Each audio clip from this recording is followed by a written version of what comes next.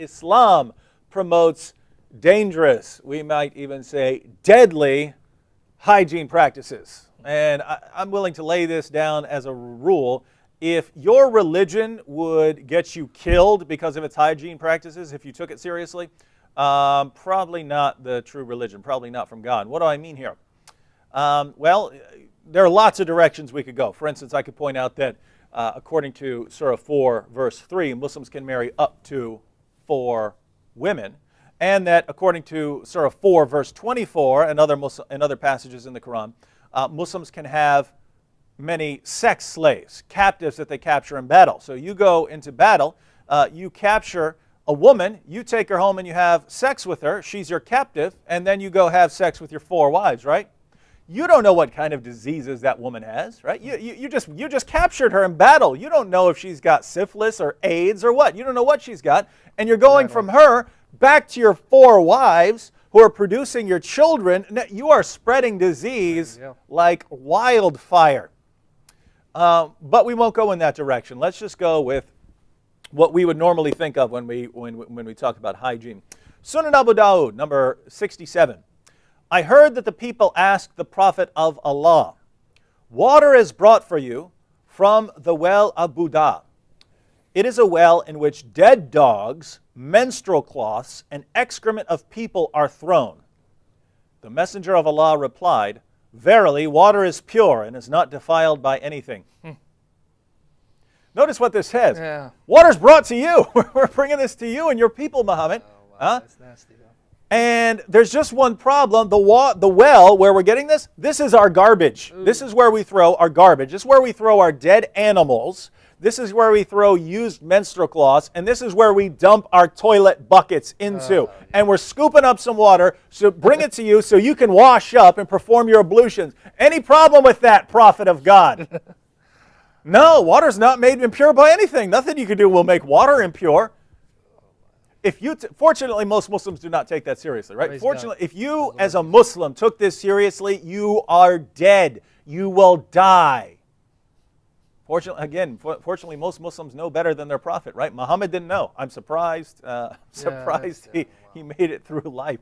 But notice, go ahead and wash up with your, dead animal and menstrual cloth and well even dogs, water. Right? Oh my goodness, they carry parasites. My goodness. But it's not just for washing up. Sunan ibn Majah, number 520. It was narrated that Jabir ibn Abdullah said, we came to a pond in which there was the carcass of a donkey.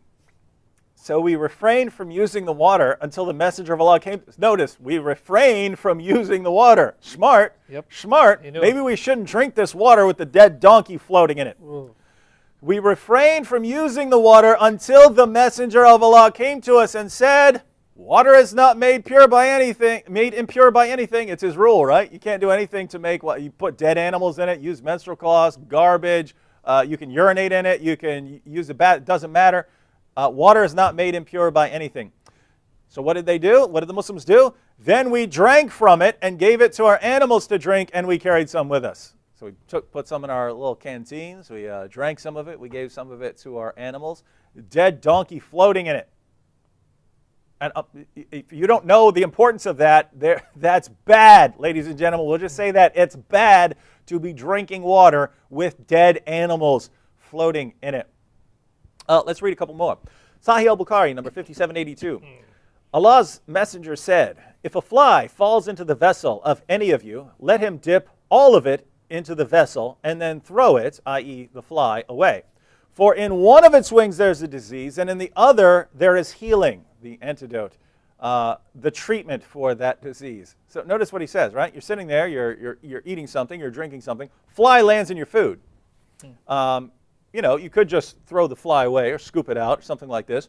No, says Muhammad, you dunk that fly all the way in the food. You keep pushing the fly in the food. Why? Because even though one of the fly's wings has a disease on it, the other wing has the cure for the disease. This is your prophet. You have to believe it, right? So according to your prophet, if there's a disease that's carried by flies, just go to the other wing. First of all, it's only on one wing, but the other wing has the cure, right? Yeah. So flies carry all kinds of diseases. Let's say typhoid, right? Flies, they eat some very nasty stuff, right? If an animal goes to the bathroom on the ground, flies go to that, right? And that's what they crawl around on. And then that fly, that same fly, goes away from the excrement of that possibly sick animal and goes into your food. And what do? Get rid of it? Throw it out? No! Dunk that fly in the food. Then you get rid of the fly. Then you eat your food because you've got the cure now, right? Now you've got the cure. Boy, you made me lose my appetite, man. I don't think I'm going to eat for a week. I mean, probably I need to. One more. Musnad Ahmed, number 16245. Muawiyah said, I saw the Prophet sucking on the tongue or the lips of Al-Hassan, son of Ali. May the prayers of Allah be upon him. For no tongue or lips that the Prophet sucked on will be tormented by hellfire.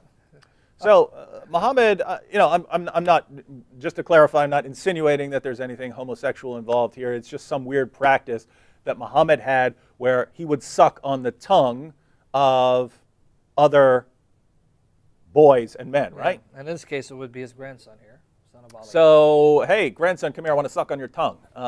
You suck on my tongue. Now, I'm only talking about the hygiene practice here because think about this, right?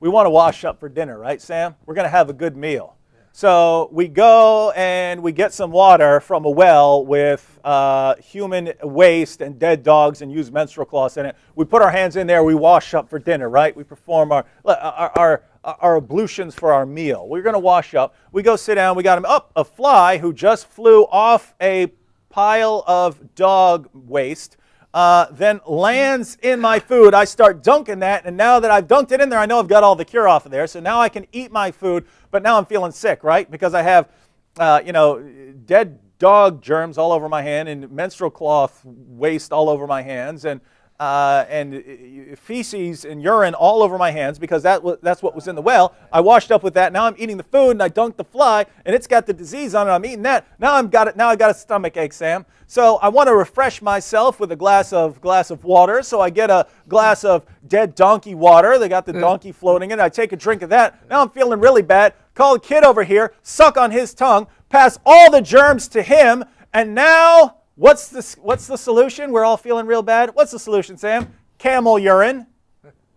We'll just go drink a bunch of camel urine because that's how you mix it in with milk. Camel urine and milk. That's how you get rid of your stomach ills. Ladies and gentlemen, is this guy a prophet? I'm just asking, is this guy a prophet? Because every one of you out there, you know you would never follow these practices. You know that if you did follow these practices, you would die. And so you know what? You know this is not coming from God. These people are coming to Muhammad. Muhammad, guide us. Can we do this? Yes, water has not made it impure by anything. He's speaking as a prophet there. And he's wrong. And if you believe him, you will die. This is not a joke here, ladies and gentlemen. If you follow Muhammad, you can die from this. Definitely, yeah. So deep down, if you're not following this, deep down, do you really believe in your prophet? Boy. I'm not sure they do, my friend. No.